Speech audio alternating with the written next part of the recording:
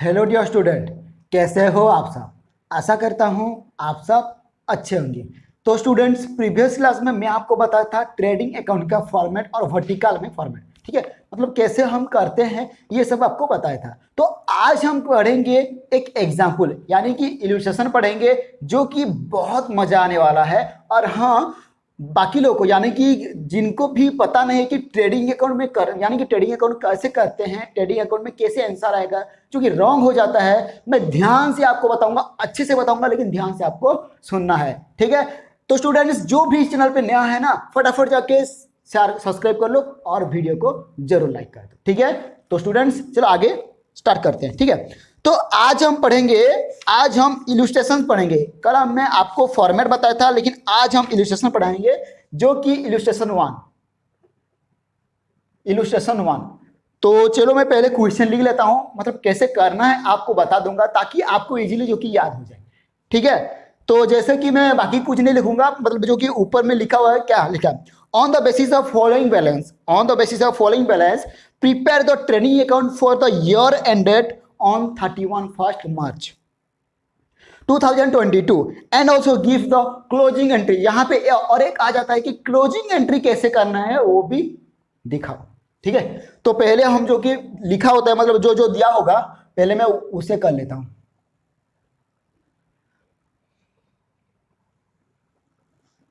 तो ऐसा है, होता है, ऐसे होता है, यानी कि पहले जो कि पार्टिकुलर आएगा, होगा ना,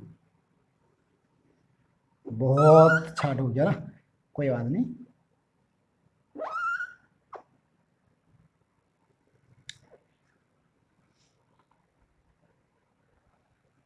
ठीक है, तो इसी तरह का जो कि फॉर्मेट दिया होता है, और यहाँ पे तो आपको पता है ना, बॉक्स की तरह होता है। तो यहाँ पे लिखा होता है पार्टिकुलर, और यहाँ पे अमाउंट, यहाँ पे भी पार्टिकुलर, यहाँ पे लिखा होता है अमाउंट, ठीक है। लेकिन एग्जाम में ना पैराग्राफ जैसा लिखेगा, मतलब इसी तरह मतलब कम ही आता है, कोई बात नहीं, देखा जाएगा। तो पहले जो आता है, पहले मैं लिख लेता हूं, पहले क्या आता है, परचेज। परचेज है 45,500, 45,500। Wages 5,000,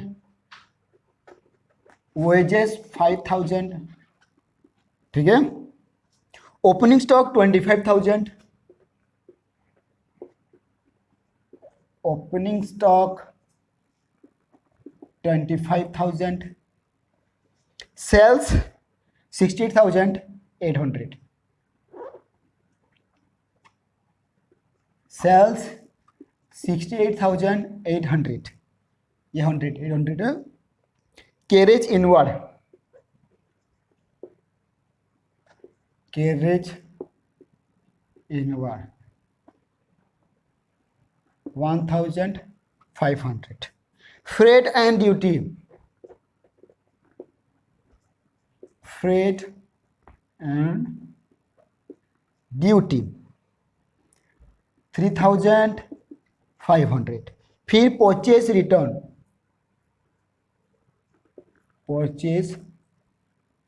purchase return 2,500। जैसे बुक में दिया गया है ना, मैं उसी तरह ही लिखूंगा, ताकि आपका जो भी डाउट है ना क्लियर हो जाए। ये तो मैं कर लिया। फिर यहाँ पे मैन्युफैक्चरिंग एक्सपेंसेस,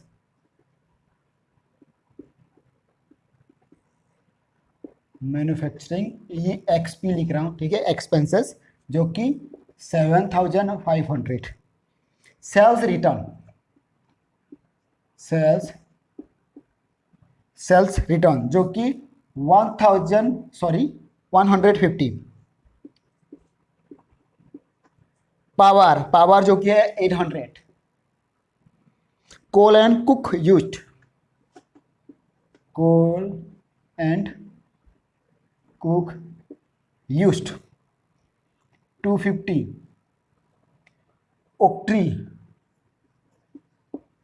ओक्ट्री है 150।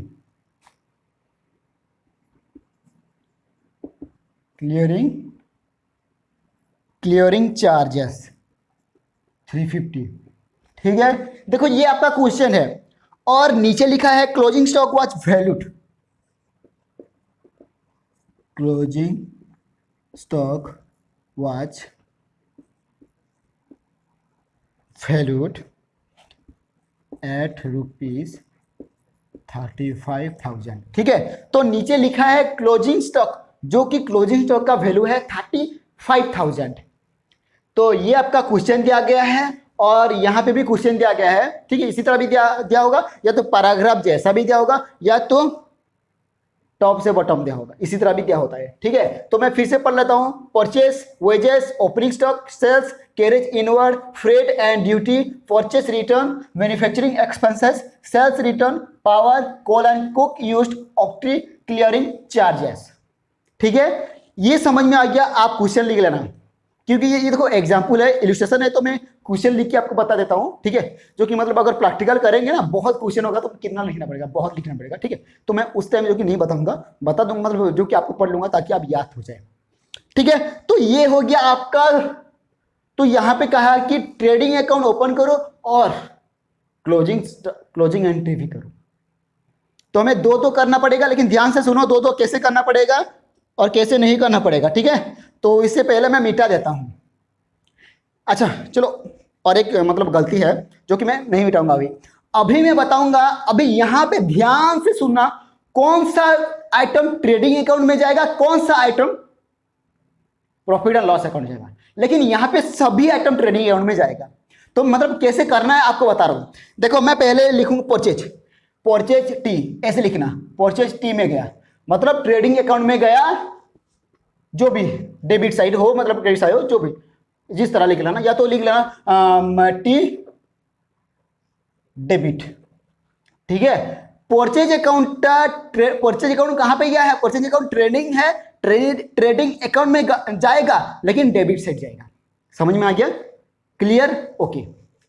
फिर वेजेस, ये भी ट्रेडिंग अकाउंट में जाएगा, ये लिखना जरूरी नहीं है। ठीक है, ये लिखना जरूरी नहीं है ट्रेडिंग अकाउंट में जाएगा या नहीं जाएगा। आप पेंसिल पेंसिल लेना, फिर ये मान लो कि ये पेंसिल है, ये बुक है, तो मैं परचेज अकाउंट ट्रेडिंग में जाएगा, वेजेस ट्रेडिंग में जाएगा, ओपनिंग स्टॉक भी ट्रेडिंग में जाएगा, सेल्स भी ट्रेडिंग में जाएगा, कैरेज इनवर्ड भी ट्रेडिंग में जाएगा, फ्रेड एंड कैरेज भी ये ट्रेडिंग में जाएगा। ठीक है, टी टी लिखते जाना, परचेज रिटर्न भी ट्रेडिंग में जाएगा। जो जो ट्रेडिंग में जाएगा उसे टी टी लिख लेना, और जो प्रॉफिट एंड लॉस में जाएगा उसे पी लिखते जाना, और जो बैलेंस शीट में जाएगा उसे बी लिखते जाना। समझ में आ गया, ओके। तो यहां पे मैन्युफैक्चरिंग एक्सपेंसेस ये भी टी में जाएगा, सेल्स रिटर्न ये भी ट्रेडिंग है, पावर ये भी ट्रेडिंग है, कोल ये भी ट्रेडिंग है, और ये भी ट्रेडिंग है, और ये भी ट्रेडिंग। देखो सभी ट्रेडिंग जाएगा, क्योंकि देखो आपको मैं ट्रेडिंग अकाउंट बता रहा हूं, तो ट्रेडिंग अकाउंट एक इलस्ट्रेशन, सब कुछ ट्रेडिंग जाएगा, वही आइटम तो दिया होगा।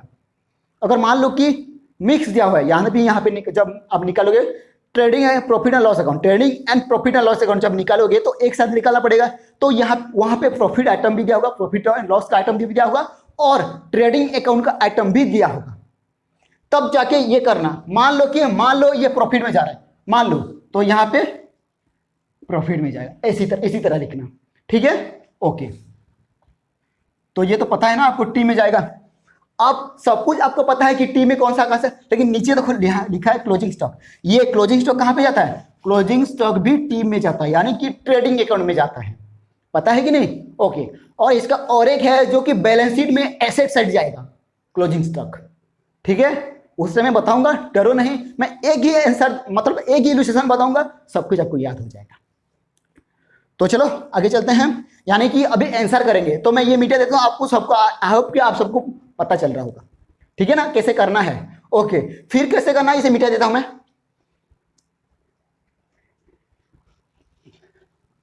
मैं थोड़ा आंसर साइड में करूंगा ताकि अच्छे से दिख जाए।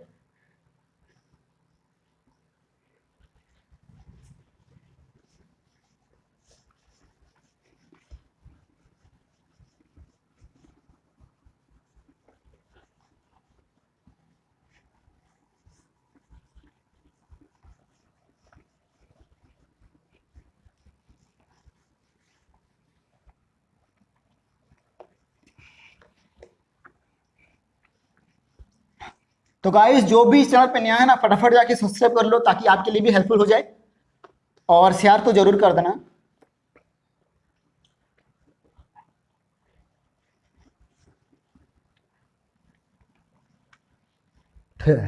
ये हो गया, तो मुझे क्या करना पड़ेगा, मुझे सेम टू सेम फॉर्मेट बनाना पड़ेगा, है कि नहीं। मुझे क्या बनाना पड़ेगा, मुझे फॉर्मेट बनाना पड़ेगा, और कैसे बनाना है फॉर्मेट आपको पता है, सेम टू सेम जो कि दिया हुआ है, ठीक है। तो चलो मैं पहले फॉर्मेट बना लेता हूं, यहीं से बना रहा हूं।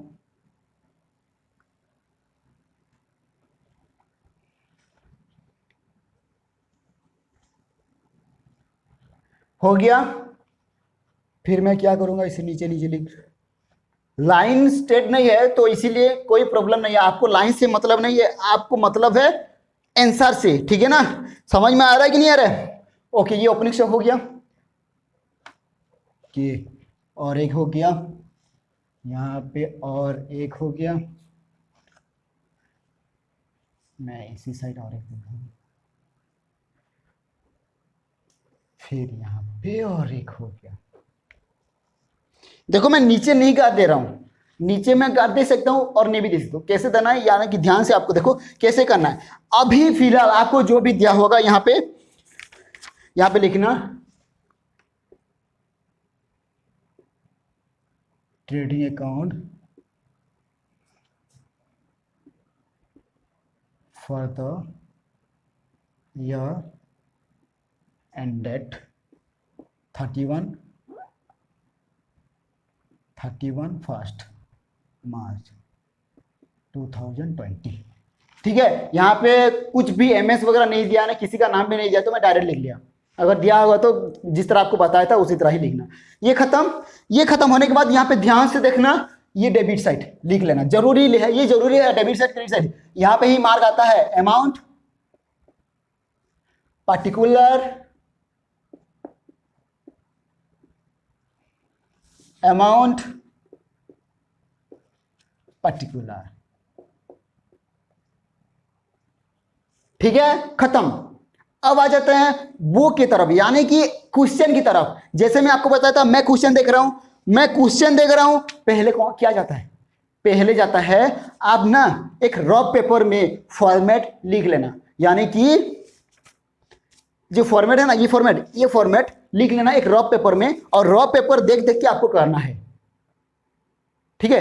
तो देखने से करने से क्या होता है ना, आपका प्रैक्टिस हो जाएगा और आपका सब कुछ याद हो जाएगा, रट्टा मारने की भी जरूरत नहीं है कि नहीं। ओके, तो अभी क्वेश्चन पे आ जाता हूँ। क्वेश्चन पे जैसे कि मैं क्वेश्चन देख रहा हूं, अच्छा यहाँ पे परचेज हो, ये सब कुछ दिया है, तो मुझे पता है, मतलब ट्रेडिंग अकाउंट में पहले जाएगा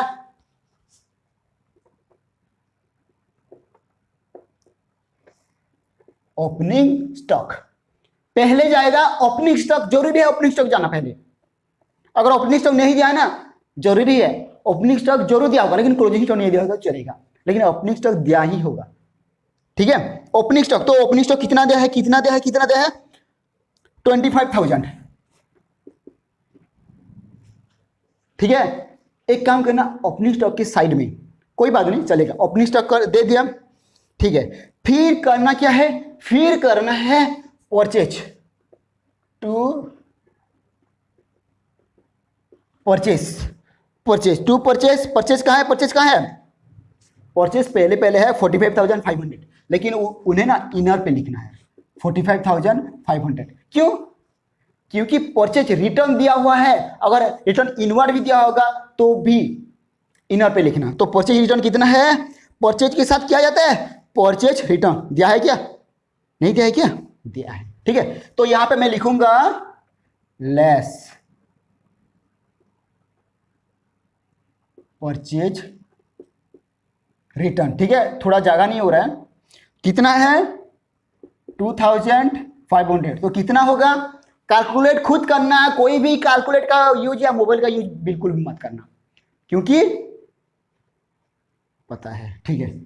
तो ये कट गया, ये 3 होगा, यानी कि कितना होगा, देखो कैसे लिख रहा हूं, ध्यान से देखो, 43,000, समझ में आ गया। देखो एक इलस्ट्रेशन में टाइम लगेगा, नो प्रॉब्लम, टाइम है ना, तो ठीक है, टाइम होने दो जितना भी लगता है, लेकिन इंपॉर्टेंट ये है कि आपको कैसे पता चलेगा। समझ में आ गया? ओके, तो ये हो गया क्लियर। फिर अब आ जाते हैं डेबिट साइड में जो जो आइटम जाता है सब कुछ लिख लेंगे, कोई प्रॉब्लम नहीं। अभी सीरियली मतलब जैसे भी होता है ना, इधर उधर करके भी लिख लेंगे, कोई प्रॉब्लम नहीं। लेकिन पहले आता है ओपनिंग स्टॉक, फिर आता है परचेज रिटर्न्स और परचेज बटन। ठीक है, फिर जो आता है पहले देखो, मैं परचेज खत्म कर दिया, फिर वेजेस आता है। ठीक है, तो मैं यहाँ लिखूंगा टू वेजेस है 5000। मैं थोड़ा छोटा कर रहा हूँ ताकि जगह हो जाए। वेजेस गया, ओपनिंग स्टॉक भी गया, सेल्स नहीं जाएगा, उस साइड जाएगा तो छोड़ दो। कैरेज इनवर्ड जाएगा, कैरेज इनवर्ड जाएगा 1500। समझ में आ रहा है ना? ओके, फिर आ जाता है कैरेज इनवर्ड के बाद फ्रेट एंड ड्यूटी, तो उसे भी ले लेना। Freight and duty 3500। 3500, ठीक है 500। फिर आ जाएगा परचेज रिटर्न कर ले लिए हैं। फिर मैन्युफैक्चरिंग एक्सपेंसेस, तो मैं क्या लिखूंगा, एम एक्सपेंसेस, ठीक है, जो कि है 7500। ठीक है, सेल्स रिटर्न नहीं जाएगा, पावर जाएगा टू पावर जाएगा कितना 800। ठीक है, फिर कोल्ड एंड कोक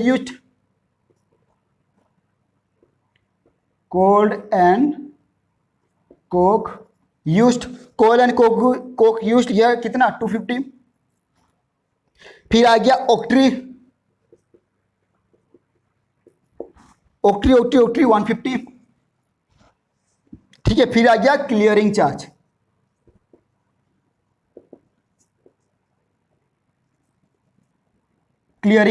ठीक है, क्लियरिंग चार्ज कितना है 350। अब ये हो गया, मैं लास्ट तक जो कि लाइन कर लेता हूं। ठीक है, देखो जो जो दिया है ट्रेडिंग अकाउंट में, जो जो जाता है मैं लिख लिया। बुक देखते कि लिखा है कि नहीं, कैसे लिखना है आपको बताया कि नहीं, बता दिया। ये तो डेबिट साइड चला गया, पहले डेबिट साइड का करना, फिर बाद में क्रेडिट साइड का करना, एक साथ मत करना, लेकिन बहुत गलती हो चुकता है। ठीक है, हो सकता है। ठीक है, फिर आ जाता है डेबिट साइड, मतलब सॉरी क्रेडिट साइड में आ जाता है। तो पहले हमें क्या लेना चाहिए, पहले हमें सेल्स लेना चाहिए। क्या लेना चाहिए, पहले हमें सेल्स लेना चाहिए, जरूरी है सेल्स लेना। ठीक है, पहले हमें सेल्स, देखो लाइन के हिसाब से देखते देखते आ जाओ, पहले सेल्स है। क्रेडिट साइड में जो जो जाएगा ना उसके हिसाब से देखिए कर लो, खत्म। पहले सेल्स लेना है 68,800। ठीक है, क्यों मैंने इनर पे लिखा, क्योंकि इसका भी है रिटर्न। ठीक है, फिर देखो सेल्स रिटर्न लिखा हुआ है, फिर मतलब पहले सेल्स रिटर्न देख लो, यहां पे लेस सेल्स रिटर्न कितना 150 कितना आएगा बाबू, कितना आता है, कैलकुलेट खुद करना ताकि प्रैक्टिस हो जाए और बहुत अच्छे से हो जाए कैलकुलेटर। ठीक है, 0 आ गया, 10 से 5 आ गया 5, और ये 7 से 1 आ गया 6, 68,665 कंप्लीट है ना। ओके 50, ठीक है ना, कंप्लीट। फिर देखो हमारा पहला आ गया सेल्स और लेस सेल्स रिटर्न। फिर अभी फास्ट से देख के आना कि कोई जाता है क्या क्रेडिट साइड में, क्या क्या जाएगा। परचेज गया, वेजेस गया, ओपनिंग स्टॉक भी गया, सेल्स ले लिए, कोई बात नहीं छोड़ दो।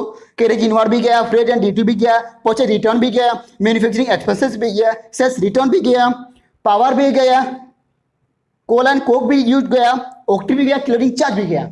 तो अब बताओ और क्या है, हाँ थोड़ा नीचे देख लो, closing stock was valued at 35,000, तो यहां पे जाएगा बाय क्लोजिंग स्टॉक कितना 35,000। ठीक है, प्रायर टाइम ग्रॉस प्रॉफिट निकलता है, लेकिन आपको फिर भी गलती मत करना है, फिर भी आपको कैलकुलेशन करना है एक साथ दोनों को। ठीक है, मैं कैलकुलेशन नहीं करूंगा ताकि थोड़ा लेट हो जाएगा, ठीक है ना, तो इसीलिए आप कैलकुलेशन करना और मुझे भेजना। ठीक है, तो देखो ये हो गया, तो मैं अभी क्या करूंगा, ये हो गया ये हो गया, ठीक है। तो नीचे वाला गार जो कि नहीं ये आ जाएगा, ठीक है, इस तरह आ जाएगा।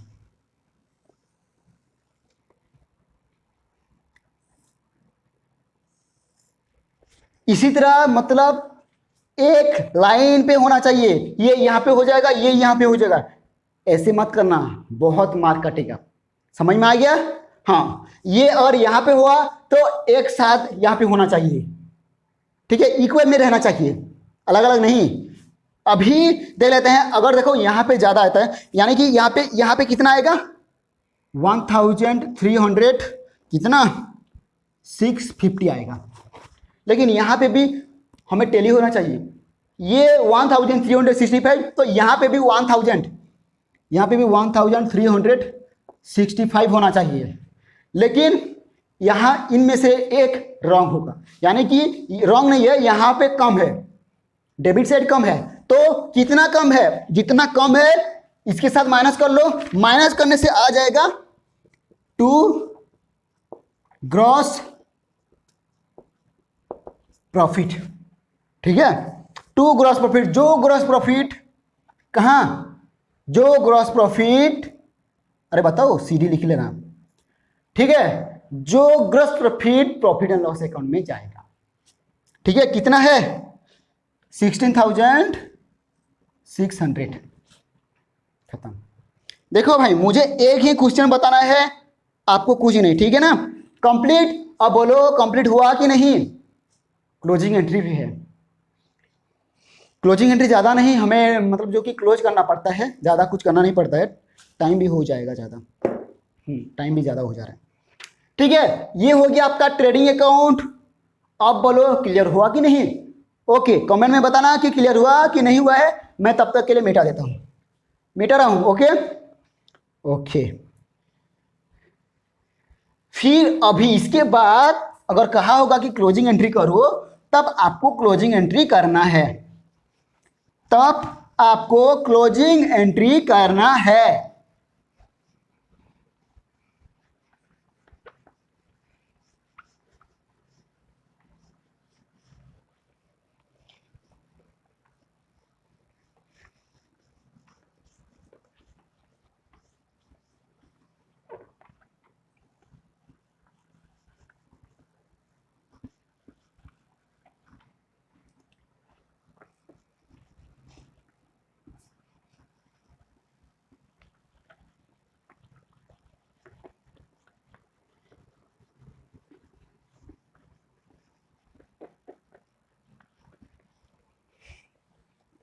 तो स्टूडेंट्स, आपको अच्छे से समझ में आ रहा है कि नहीं आ रहा है, आप जरूर कमेंट में बताना है। ओके, बताना, हाँ बता देना, ताकि मुझे भी पता चले कि हाँ आप लोग देख रहे हो और आपको अच्छे से याद आ रहा है। फिर अभी आ जाते हैं क्लोजिंग एंट्री की तरफ, अभी आ जाता है क्लोजिंग एंट्री।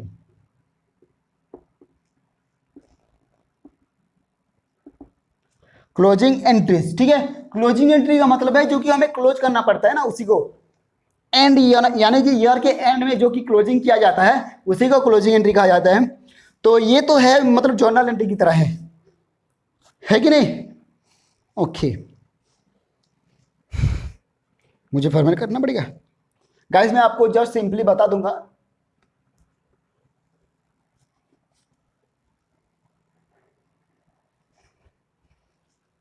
ये आ गया क्रेडिट साइड, ये आ गया डेबिट, और ये आ गया LF यानी कि लेजर वैल्यू, और ये आ गया डेट, ठीक है, लास्ट तक सब कुछ लास्ट तक है। तो मैं यहाँ पे करूँगा क्या, यहाँ पे सिंपल सा थोड़ा छोटा कर दे रहा हूँ, लाइन पे मत जाओ। क्या होगा, क्रेडिट अमाउंट, यहाँ पे डेबिट अमाउंट, यहाँ पे LF, यहाँ पे पार्टिकुलर, यहाँ पे डेट। डेट तो सेम ही होगा ना, डेट तो सेम ही होगा। देखो पहले क्या करना पड़ेगा, पहले आपको ट्रेडिंग अकाउंट क्लोजिंग करना पड़ेगा। तो थोड़ा ध्यान से देख लो कि ट्रेडिंग अकाउंट कैसे क्लोजिंग होता है। यानी कि कंपाउंड एंट्री में ट्रेडिंग अकाउंट क्लोज होगा। जैसे कि in compound entry this may be several account to be debited and several account to be credited, it must be clear that और in cases the sum of debit must be equal to the, छोड़ो ये, for example to close the opening stock account, purchase account, wages account and carriage inward account only one closing entry is passed. ठीक है, यानी कि यहाँ पे होता क्या है आपको पता है, जितना भी डायरेक्ट एक्सपेंसेस है, यानी कि opening stock, purchase, sales return, सब कुछ लेने के बाद जो आता है ना वो सब डायरेक्ट एक्सपेंसेस में जाएगा। ठीक है, तो यहाँ पे होता क्या है, trading account debited to opening stock to purchase account to sales account, लेकिन परचेज रिटर्न नहीं जाएगा। ठीक है, लेकिन परचेज रिटर्न नहीं जाएगा यहाँ पे, क्योंकि यहाँ पे बताया गया है ना आपको, यहाँ पे बताया गया है परचेज, वेजेस, कैरेज इनवर्ड। ठीक है, ओके, देखो यहाँ पे लिखा है इस पेज नंबर 1.4 में लिखा है, देखो opening stock account, purchase account and direct expenses अगर एंट्री होगा तो trading account debited to opening stock, purchase account, direct expenses, सब कुछ डायरेक्ट एक्सपेंसेस चला जाएगा। ठीक है, जो कि हम वही एंट्री करेंगे। सिंपल सा है, बुक में देख लो तो यहाँ पे डेट आएगा 2020 मार्च 31। ओके, हाँ, तो यहाँ पे आएगा ट्रेडिंग अकाउंट डेबिटेड, ठीक है, टू ओपनिंग स्टॉक, जो है हो रहा है, जो जाएगा मैं उससे पहले लिख लेता हूं। ओपनिंग स्टॉक का अमाउंट है 25,000। ठीक है, थोड़ा मैं छोटा लिख रहा हूं ताकि मुझे भी तो हो जाए। टू परचेज अकाउंट कितना है 45,500। ठीक है, देखो और क्या कहा जाएगा यहाँ पे, देखो to opening stock, purchase account, all direct expenses मतलब वेजेस गया, कैरेज इनवर्ड गया, फ्रेट एंड ड्यूटी गया, परचेज रिटर्न नहीं जाएगा, मैन्युफैक्चरिंग एक्सपेंसेस गया, सेल्स रिटर्न जाएगा, power, coal and coke used, octroi clearing charge, सब कुछ जाएगा। ठीक है, लेकिन परचेज रिटर्न नहीं जाएगा, ये ध्यान में रहना चाहिए। टू वेजेस, मैं मतलब बुक के हिसाब से नहीं कर रहा हूँ। ठीक है, टू वेजेस कितना, वेजेस है 5,000, carriage inward, to carriage inward, to freight and duty, to freight and duty account, सब में लगा लो अकाउंट। ठीक है, टू परचेज अकाउंट मान लो गोली, to manufacturing expenses, to M expenses account, ध्यान में रहना चाहिए, to sales return account, to power, to coal, to power account, to coal and coke account, octroi clearing charge, to octroi to clearing charge, account सभी में लग जाएगा। ठीक है, तो आपको एक साथ ही करना है। मैं वेजेस तक गया था 5,000, 1,500 में इस साइड में लिख रहा हूँ, फ्रेट एंड 3,500,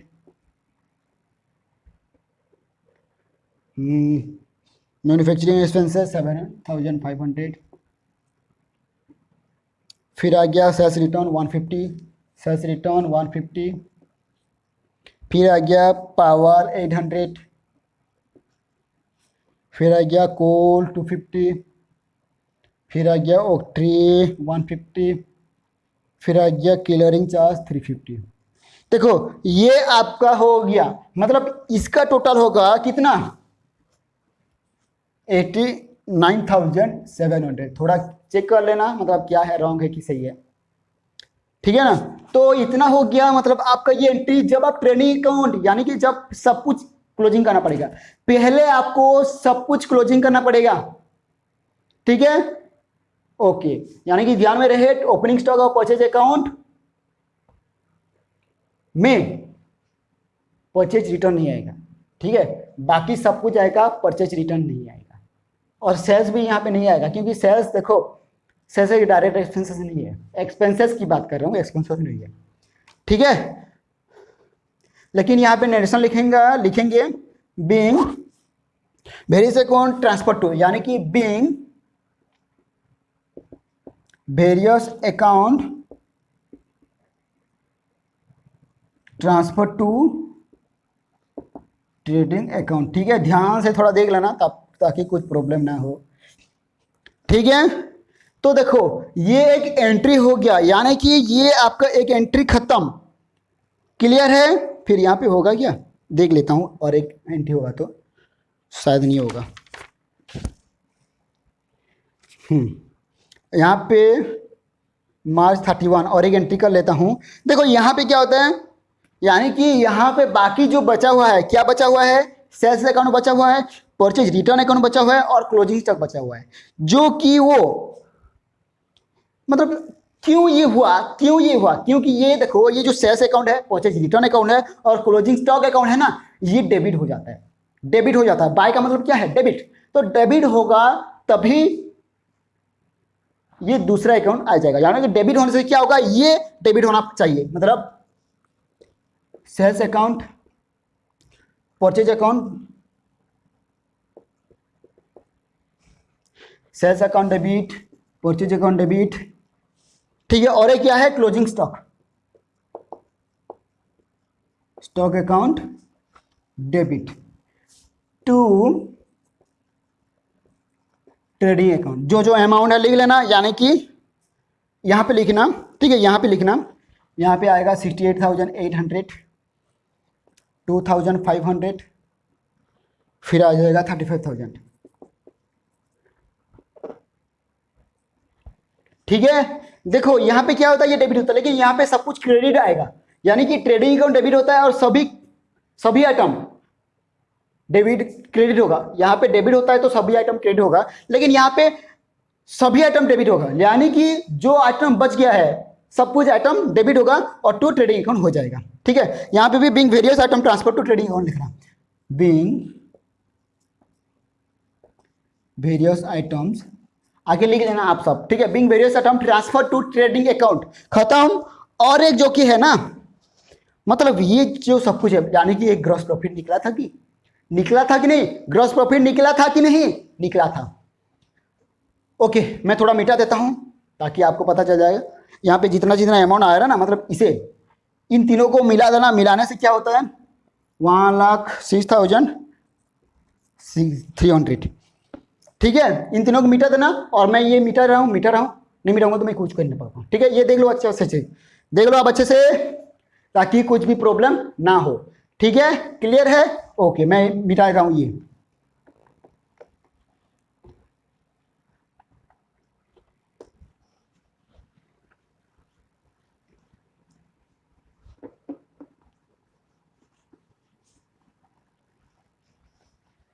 यहाँ पे 3 ही एंट्री आएगा, सिर्फ 3 ही एंट्री आएगा, ज्यादा नहीं। पहले जो भी क्रेडिट आइटम है ना, सब कुछ ट्रेडिंग अकाउंट में जाएगा, लेकिन ट्रेडिंग अकाउंट डेबिट होगा। और दूसरा बात है, जो भी अकाउंट बच गया है वो ट्रेडिंग अकाउंट में जाएगा, लेकिन डेबिट हो जाएगा और ट्रेडिंग अकाउंट क्रेडिट हो जाएगा। और जो है ग्रॉस प्रॉफिट का एंट्री, जो कि trading account debited to profit and loss account, यानी कि प्रॉफिट एंड लॉस अकाउंट में जाएगा ट्रेडिंग अकाउंट का जो कि आइटम है, ग्रॉस प्रॉफिट वगैरह है, ठीक है। क्लियर है। फिर अभी ठीक है, फिर यहां पे करेंगे trading account debited to profit and loss account. कितना है, देखो यहां पे जो है ना, मतलब ट्रेडिंग अकाउंट का जो कि क्रेडिट साइड दिया गया था, इस साइड जो कि दिया गया था, और इसका, अब इन दोनों को काटने से हमारा जो कि 60,600 आंसर आ जाएगा। कितना आएगा, 16,600, लेकिन हमें क्या डेबिट में भी 16,600 आएगा, यानी कि डेबिट में 16,600 आएगा और क्रेडिट में भी 16,600 आएगा। ठीक है, समझ में आ गया? ऊपर तक तो थोड़ा कर लो, एक मिनट। 16,600 और इसे भी थोड़ा, और ये थोड़ा नीचे कर दे 16,600। क्यों? क्योंकि देखो यहाँ पे प्रॉफिट एंड लॉस अकाउंट आ गया। और कैसे आता है प्रॉफिट एंड लॉस? जब आप ग्रॉस प्रॉफिट या ग्रॉस लॉस हुआ होगा तो हम प्रॉफिट एंड लॉस अकाउंट को दिखाते हैं, यानी कि ट्रांसफर करते हैं। ओके, सेम टू सेम, ठीक है। तो यहाँ पे नरेशन होगा being gross profit transfer to P&L account, यानी कि प्रॉफिट एंड लॉस अकाउंट। ठीक है, क्लियर? ओके, तो गाइस इलस्ट्रेशन 2 आपको पता होगा। ठीक है, इलस्ट्रेशन 2 आपको पता चल जाएगा। कोई बात नहीं, इलस्ट्रेशन 2 फिर भी मैं मतलब जो कि नेक्स्ट क्लास में जो कि फॉर्मेट बना के फिर भी बता दूंगा आपको। ओके, क्योंकि देखो मुझे एक ही बताना था और अच्छे से बताना था, ताकि इसीलिए जो कि थोड़ा लेट होगा। तो बताओ अभी क्या क्या गड़बड़ है, आप मतलब आप क्या समझ नहीं पा रहे हो और क्या समझ पा रहे हो। ओके, तो स्टूडेंट्स ये क्लास आपको कैसा लगा जरूर बताना और कमेंट में जरूर लिखना, और एक एक सब्सक्राइब भी कर देना अगर कोई भी नया है तो। ठीक है, तो स्टूडेंट्स तब तक के लिए बाय बाय, मिलते हैं नेक्स्ट क्लास में।